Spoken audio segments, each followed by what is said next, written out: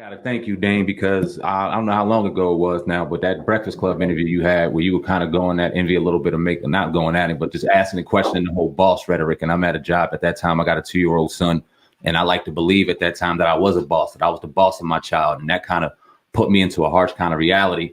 Listening to you, it woke me up, and it got me to where I'm at today. A little bit of that motivation. I appreciate that. So talk about that, the CEO mindset, and you're thinking and going up there and letting them know, listen, I don't care what you think. You may be the patriarch of your household, but you ain't a real boss if you got to answer to somebody. That was powerful. Well, I only speak boss. And at that moment, they were talking slave. I don't comprehend a slave. So I just had to say, like, bro, when you're talking to a boss, you got to level up. But you're not going to impress me with certain things that I don't believe in. And, because of that, that was a conversation that was had. And, I liked the conversation because it was public. And I thought that they evolved after that. And I was there to promote something to sell, but what I ended up promoting was a mentality that I think changed a lot of what we are today, and I'm glad. Mm-hmm. So, I'm not here to be liked. I'm here to be learned from. Culture Vulture, the book, man, book written with you and Kenyatta Griggs. We had Kenyatta Griggs on the show a number of times, friend of the show. That book was a life-changing kind of experience too, and the movement that it had was very powerful. Talk about the creation of that book, Culture Vulture. I mean, that was me and Kenyatta just copping it up. And like before everyone had podcasts and all that shit, we was doing that. And we're just giving out free game from my perspective, my game. You don't have to play my game, but if you want to, I can tell you how I play it. And I'm very generous with how I feel in the moment. And that's what we did. We took it and we took that information, put it to paper, made an audio version of it with music. And, hopefully there'll be a part 2. I'm sure there will be. I talk to Kenyatta often. And, there's more to come, but it will be a different book because I'm in a different place, different experiences. It'll be the evolution. I like the fact that Culture Vulture, the term is almost like the worst thing that a white person wants to be called. Like, not the Culture Vulture word, not that. Yeah. That's in our vernacular now. Like I made up a lot of slang like pop tags and fresh to death and all this type of shit. But Culture Vulture is the one term I'm most proud of. Right now, and in that book, you mentioned, a few people, one being Lyor Cohen, and you called him a culture vulture, and you pretty much, said that he was instrumental in breaking up Rockefeller. Can you talk a little bit about that? Some of the people you called out in that book. I mean, I would prefer everybody get the book. I'm just sick of talking about those people. They in my rear view, and he's not relevant to me, So I think I was able to make his legacy exactly what it should be, and that now he has to pay the proper respect, or at least pretend, while he's exploiting. But at least when Lyor Cohen walks in the room, everyone's like, "Oh, that's the dude Dame was talking about. Let's double check him, and let's make sure he doesn't say anything slick." He has to come with a different approach now. Now, the apology, what happened with that, and how did that affect Kenyatta in the book at the time? Man, I was hearing too much police talk. And that's that. And I didn't feel like being bothered. So leave me the fuck alone and keep my name out your mouth. You no longer have beef with me. So leave me alone. I don't know how it affected Kenyatta. But for me, that's all it was. It was like, I just leave me alone. I'm living my life. You live in yours. So if you offended, go ahead over there and be offended over there.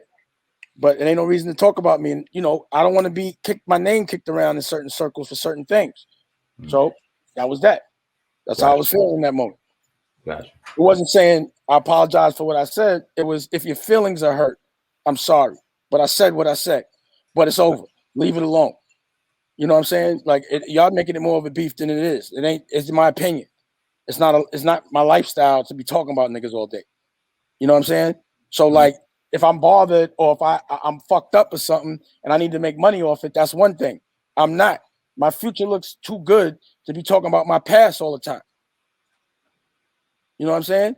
Like, I'm not the dude that's in high school like, yo, I was the quarterback when I was 16 and keep talking about that shit all day. You know what I'm saying? So I said what I said. I left it. I'm not even in that industry at all. Those people aren't even in my orbit. So it's for all of y'all that are still affected by him, they soft. And I just wanted y'all to know that. You know what I'm saying? But no beef. Leave it alone. It was just an opinion. Go live your life. I'm living mine. I'm not really mad. I'm just aware.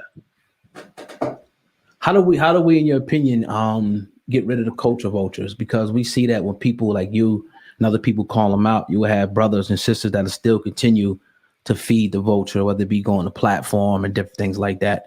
How do we rid the industry of those vultures, both black and white? I mean, we just got to get stronger as a culture and work within each other. And we got to blackball them and stop letting them, validate our success, because they don't. You know what I mean? It's a new narrative.